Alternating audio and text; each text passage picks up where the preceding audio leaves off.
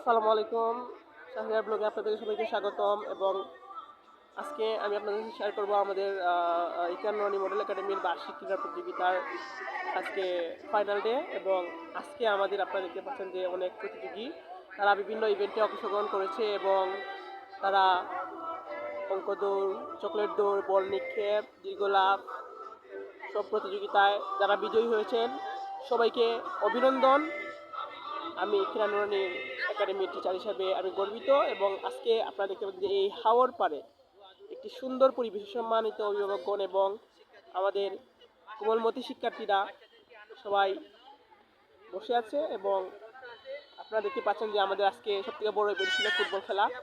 ছেলেদের ফুটবল খেলায় রিদওয়ান একাই 4 গোল করেছে এবং সে খুবই উৎসাহী।